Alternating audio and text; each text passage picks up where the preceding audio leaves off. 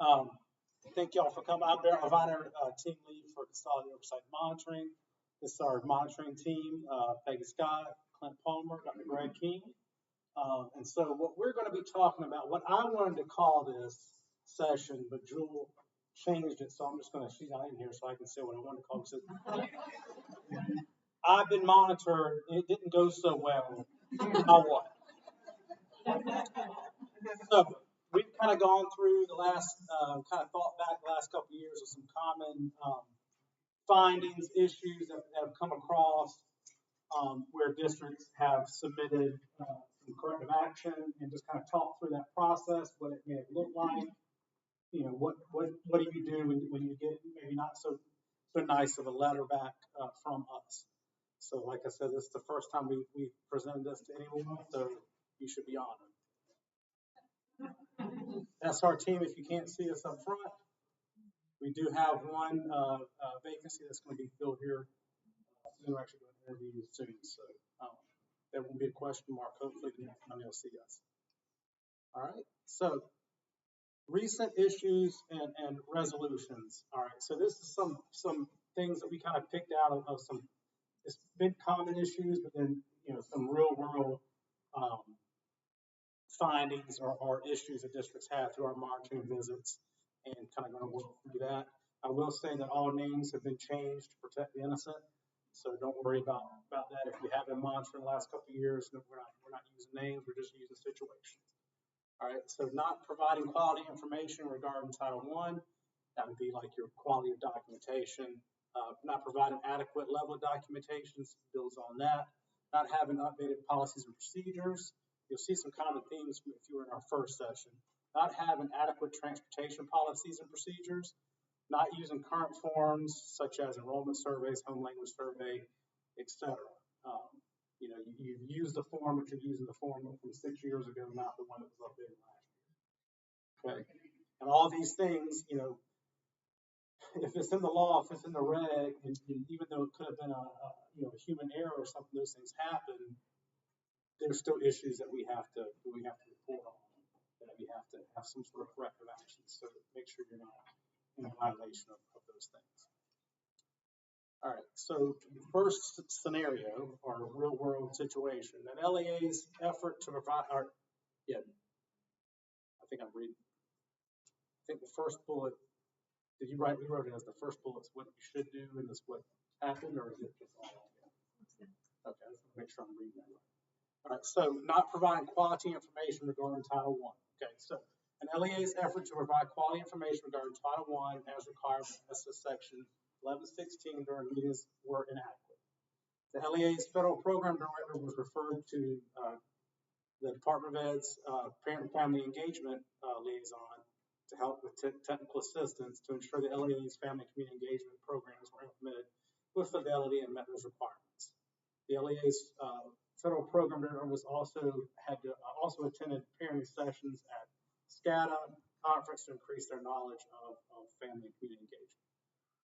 So basically, I think what the find is, and y'all can team will speak in if I'm in. So basically, is they didn't have adequate level of family engagement or evidence of family and community engagement. So that was the finding. Okay. Our resolution to that within the letter was, and we can do these things. Well, it may be something that you get it, you have to fix a document or something. In this situation, we required extra technical assistance using other offices that it touched, to help build that knowledge base so that the next time they're providing what they're supposed to provide to services to their students. Any questions on that situation?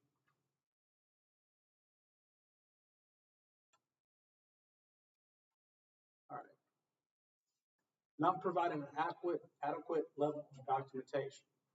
So scenario finding again, the LEA did not have sufficient documentation of joint planning among programs funded by local, state, and federal sources in providing services to multilingual learners, or evidence of participation of ML personnel in IEP meetings. For ML students to qualify for special education, not limited to documented invitations and signatures. The IEP what happened in this situation basically is they had, is part of the requirement you have, if you have an ML student, and they also have an IEP, they have to be invited. That ML teacher has to be invited to those IEP meetings, or at least have the opportunity to provide some feedback. It may not be necessary to that person to actually be in the meeting, but they have to have the opportunity to participate in some way in that process. And they didn't have that coordination. The IDA, the office that handled the IDA stuff, the IEPs, was kind of isolated from the federal program stuff.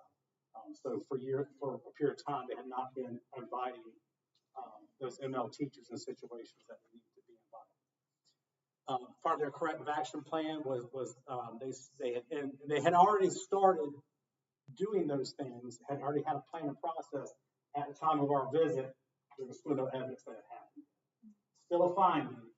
Their corrective action plan was submitted with the things they're going to do, invitation, even had some examples of things like meetings that have happened since our monitoring that they had addressed that issue. Okay, so what happened is if we come out and monitor, everything looks good, we've got the stuff we need, you get an all clear letter, right? Findings, you can have a findings. Findings are just things that you outright, did something wasn't right? There's also technical assistance. So it may not necessarily be a finding, but we may have a technical assistant being like a recommendation, like to fix it so it doesn't turn into a finding. All right. So that's kind of how that process works. After we give you the letter, you have 30 days to respond with some sort of corrective action plan to address the issue. And then from there, we go, if the correction action is fine, we'll issue a letter stating that you've met the requirements that we set to clear out these issues. So probably should have said that before we start talking about the situation. So any questions about that? I have a question. Yes. Is this evidence on a school level or at the district level? So district, it's both. So those office coordinating. And sometimes, these service providers may be in different buildings. So like, you may have an ML teacher that's shared between two buildings. So it really, the guidance for that comes down from the district saying, you need to do this, you need to do that. You could, this particular situation, it wasn't happening across the district. Sometimes we'll see, and not just this situation, but other situation where it's, say, a district with 12 schools, 11 of them had met all A, B, and C. One school missed something. That might be a little bit different conversation depending on what it is. So it wasn't systematic, but it does start the district to make sure the oversight's there, that it's happening everywhere it's supposed to. Did that answer the question? I just went back. All right, another example of inadequate level of documentation. LEA did not have, that's not the same. LEA did not have sufficient documentation to support academic content and instruction for I'm state ML, so I'm trying to twist my tongue. And designed and implemented, fitting it with an effective language instruction education program that assists MLs in meeting challenges, state academic standards as required by Lowell versus Nichols. The LEA's available documentation did not support the district's provision of classroom accommodations for all ML students as required of the Civil Rights Act. The LEA provided a corrective action plan to our office, advising the steps implemented to avoid a non-compliance in the future. Review the documentation again in this current school year to see if that evidence was actually implemented. In addition, the LEA was required to participate in some ongoing professional developments related to that issue. So what happened here is they didn't have a whole lot of stuff they needed, but the ML was focused on this ML finding, and there was really no evidence of reaching out and having language that parents could understand. It was a whole lot of things. And the one point on this finding that's important to note is not only in like the first one, it was some required TA, another office, whatever. This one also, we required some additional monitoring. So they were monitored the previous year, had some yuckies. We came back out in the fall to make sure they were doing it. So when the issues snowball, you can see where it's like, you're all clear, you got a good program running, you don't have to see us every 4 years. Things can spiral into a lot of oversight and need for correction. And there's some things that a plan submitted can't correct, right? We need to go and see it actually happen. You can say, yeah, we're going to do that. Or there's going to be situations where we're going to want to see the evidence that it's happening. Do you want to say something, bro? You're kind of looking at it. Nope. All right. I'll get the point. Yeah. All right, Clint, you got the next one. All right, I was checking. All right, you got not having updated policies and procedures. And LAA's procurement procedures hadn't been updated to include SCDE's guidelines regarding that review and approval of non-competitive procurements to ensure adequate competition when using federal funds pursuant to, you read that, and SCDE's August 4th, 2023 memo. Provided technical assistance to the LEA's federal program director regarding updating the LEA's procurement policies and procedures to reflect the SCDE's guidelines regarding non-competitive procurements. Everyone loved non-competitive procurement. Isn't it great? You'd have to speak on that one. I don't know which. So, and basically, this is a specific example of procurement, but big picture policies and procedures, internal controls, right? You need to have those things tight. You also need to have them what? Updated. Very good. You need to make sure they're updated, okay? Because this was a situation where, and the procurement rule really wasn't a change. It was something that we honestly was an oversight. So we had to put that in place. And when we made change, we mentioned earlier in our first session, it's like policies change all the time. Like on a federal level, state level, you need to be making sure that you're updating on your level as well, because this triggered a finding because the policies weren't updated. They could have been, I don't remember specifically, they could have been doing what they were supposed to do, but it wasn't. There was no evidence. Okay? So having those tight policies and procedures, tight internal controls, also having them up to date. Okay, it's very important. And we recommend at least every 2 years. And like I've said before, just note at the bottom, like review. Nothing has to change necessarily if there's not a change, but at least it needs to be reviewed by a current date or a more current date. I have seen policies. The oldest I've seen was the 70s, and the policy, it was like a board policy. And the policy, and I don't remember which one it was, but it hadn't changed. Like it was the same thing, never changes. All right. I'm sure there's somebody who's looked at that. Oh, there's no changes, and just move on. But we don't know that. No, there's no proof that it was reviewed. Right. So I always say, get credit for it. If you did your homework, if you reviewed things, you get yourself up to date, get credit for it.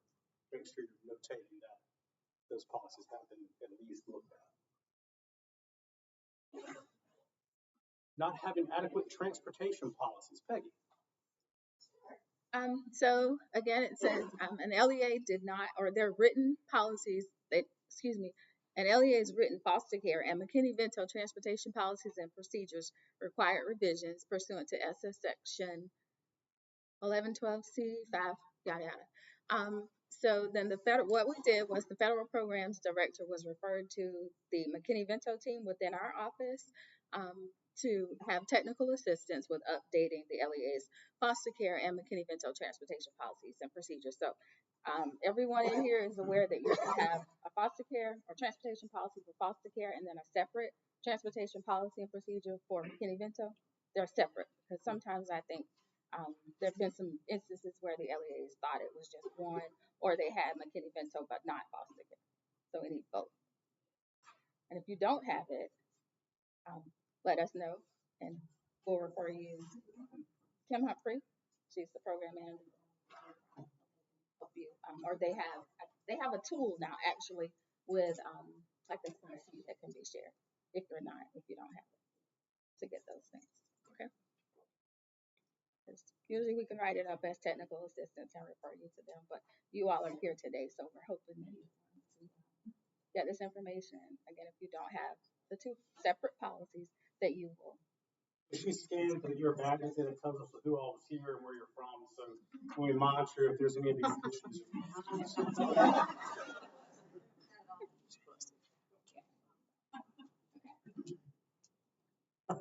Not using current forms. You see a trend here, up to date, current. Ensure enrollment survey and home language survey and best interest the bid forms are all current. So I think in this situation, they had a corrective action plan advised into steps to implement a non-compliance in the future. And we review that documentation again. That was another one we had to come back and review that they actually made the changes. And I think in this situation where it was, they were using the form, they were using the enrollment form. We were using a bid packet. It was old, right? So some of that stuff, some language could have changed. And also with the home language survey, how many are you supposed to fill it out? One upon initial enrollment to South Carolina. Say that out loud for the back. One upon initial enrollment into South Carolina. So if they go to your district from a neighboring district, do you do another home language survey? Not supposed to. One is when they're enrolled in South Carolina. Can I just say that when we come out to monitor, as well as when we have you uploading the documentation for us, we're looking at that, and then we also actually do file review when we actually visit the district or the school, and then we're looking to see if there's more than one form, and it shouldn't be there. We're going to have some conversations. So. Where this brings in some importance, like going down to the school level, making sure whoever's keeping them as permanent records, because this would be a part of the student's records. Looking through those and making sure, we've seen in the past where it looks like they got a piece of paper with that kid's name on it and just went in this folder or her folder. And it was never like cleaned out. So there's stuff in there that did not need to be in there. Some that concerning that was in there. So make sure we're doing, keeping proper records and doing our records checks as well. And get your schools to do that once a year. When I was at AP, we did that at the end of the year when teachers were doing their end of the year records and putting together what was like yellow cards or whatever. We would also do a record check, like a checklist. This needs to be in this record for this kid.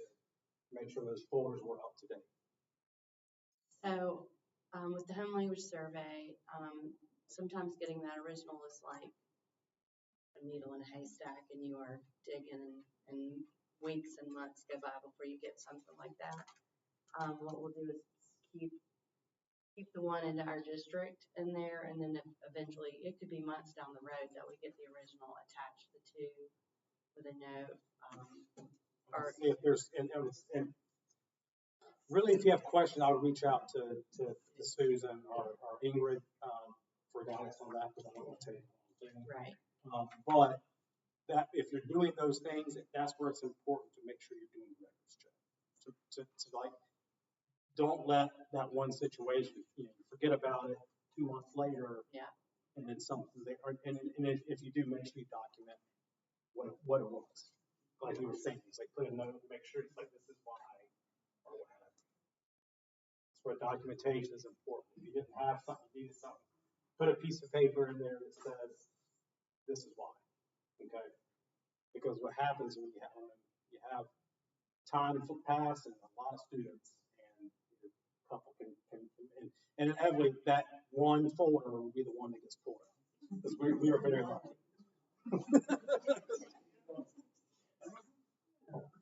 I did one visit in the Title III. Susan came out, and we were looking through files, and she happened to pick the one file out that had issues out of file drawer this long. So, and it still has to be addressed, right? All right, those are the examples we had listed, so that might be fast. Do we have any questions or any other specific situations? Kind of like this is a safe place, you can ask questions. We would rather talk through situations now to avoid issues in the future, so please ask.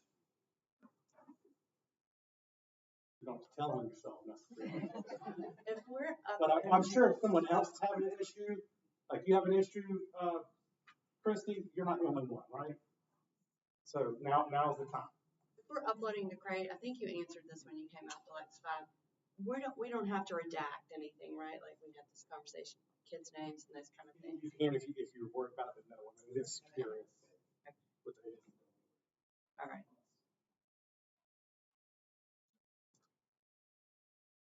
A lot of times in person, like, a lot of times you worry about like the foster care packets and stuff. That's one item I ask for in person. Like if you upload it to a folder, it's there, but I'll still ask because I just want to see it filled out correctly, and I'll send it back or get rid of it. I don't need that information after checking it off. So if you are ever worried, you can redact or some of those things, have a conversation with one of us if we're monitoring. This is what we're worried about, and we'll come to a solution on how to make everybody, because it may not be you as the person submitting the document that's uncalled, but maybe who's given it to you. So we can work through that too. So,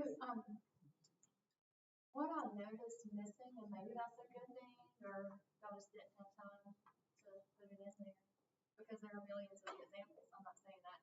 But, I've always considered low-hanging fruit for monitoring to be time and effort, inventory, procurement. Can you all speak? Maybe they just didn't make, the scenarios didn't make it to the slide deck. Can you tell us anything about those topics? I'll take time and effort a little bit. Yes, there are common issues with that. We have a more restrictive time and effort policy as a state than maybe the feds do. But you still have to follow that policy. I know we've seen a lot of places that are working through things. When you have questions, that's why it's always important to ask. We can tell you what you do and don't need to do. Because like I said, and we're still trying to work towards some flexibility for that. But we're not there yet. Because it's not just in our hands. So that's why it's important to ask questions. Because time and effort, I mean, it does come, am I signing? We had an example of one of those things where everybody else did it right.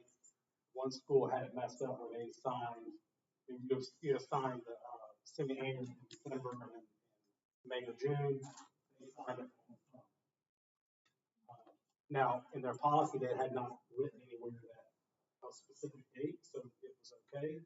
But best practices to sign it after the fact, right? You have examples where people are doing like they're getting all in signatures when a blanket statement could work from the supervisor. So we just kind of work through different situations what might work best for you, because we do have on a state level a more restricted. And when you get audited by audit services, make sure you're following that as well. Procurement or inventory, any thoughts on those topics? Regarding Just any findings? I would say it's not really any findings necessarily in inventory. Kind of work through that on TA. We'll give you TA when we can. No guarantees, sometimes we cannot. Like example Barry just used, if the district had put in, we'll have a time and effort signed by the end of December. That would have been a finding for that one thing, but it's also turned out it was a new principle. That's finding would cascade to a lack of internal controls and processes. We wouldn't have a choice, that'd be fine. When we can, we'll give you a lot of chances for technical assistance and not right up behind it. Inventory, we need that word. In China right now, from here, y'all done a great job. And same as time and effort, we get a lot of questions on that. We really don't have too many systemic issues right now across the state. What y'all have not seen, I haven't seen this for the last 10 years, is working with Joel Stanley, actually developed a database with findings, and we've adapted trainings year over year, continuous improvement. These trainings have evolved based on what we see and the progression or regression. Y'all responded great.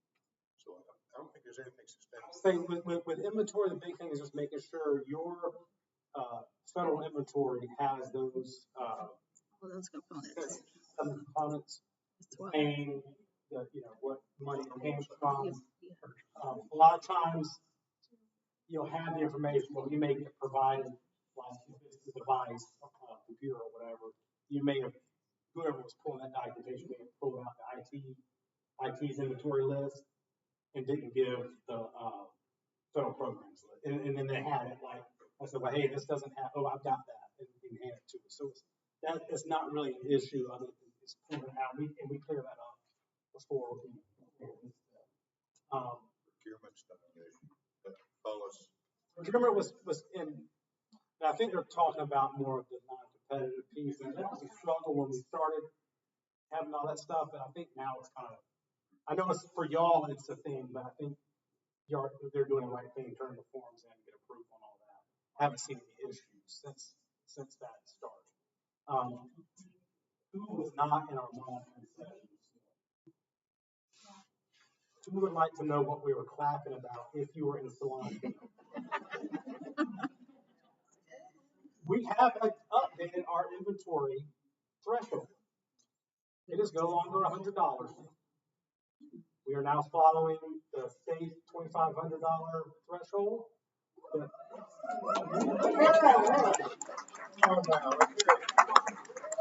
We have to follow 2,500. The federal has actually jumped up to 10. We're not there, but the one caveat is highly walkable items. We suggest you still inventory things that you may deem highly walkable. Okay, those prices could vary, but a lot of times you're thinking of iPads, Chromebooks, those kind of things. But I made the example of like you spent $200 on like a technology card. That's not going to leave the building, So you probably don't need to do a big inventory thing on that. An iPad that gets sent or a laptop that gets sent home for an e-learning day, that may not make it back. I hope it does. So you're still going to want to keep track of those things, but we're giving you the flexibility to determine, as long as it's under that or not over that $500, highly walkable items.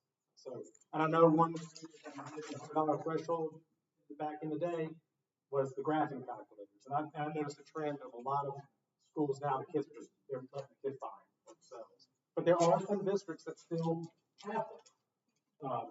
So if they would consider that a highly walkable item, you might want to inventory it, but you may not. But that's at your discretion.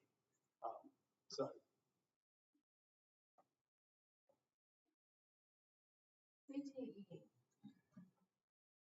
$2,500, does that hold true in that realm? $2,500 is the state for that. Like that's It's a different program, so we can't speak to that. This is The federal state, program. the state threshold is $2,500. That's the lowest. So that's what we're following. Not sure what each federal program can set its threshold. So we had the liberty to set that $100 threshold. So check with CTE. Thank you. Now, with that $2,500 threshold, that relieves a lot of your burden. It gives you a lot of flexibility. But guess what it increases? Your responsibility. If you're gonna honor that $2,500 threshold, guess what you have to do? Change your policies, procedures. This is effective July 1, technically now, but July 1, when we come out, some of you may be lucky enough to have us coming out for an monitoring visit September, October, 6 months from now. We're going to need to see a draft of your updated policies, procedures. We know it'll probably take board review, which can take forever, but show us where it's on the agenda. Show us the draft copy. Show us. Goes back to documentation. Make sure it's up to date in every place that's listed. Procurement manual, accounting manual, Title I policies, procedures. This is the warning. It will be a finding if it's not updated, and that's what you use. It's going to be automatic. Please take the time to update. We've learned that even on our side, when we're updating our handbooks, it's in a lot of places. Potentially could be in a lot of places when you're changing, some little bit to a policy. So get it through. Who's next?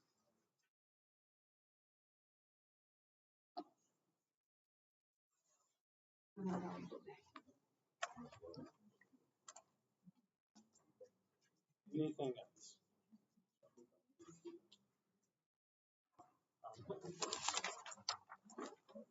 Finished a little bit early. Like I said, it was the first time went through this, so how long does that take?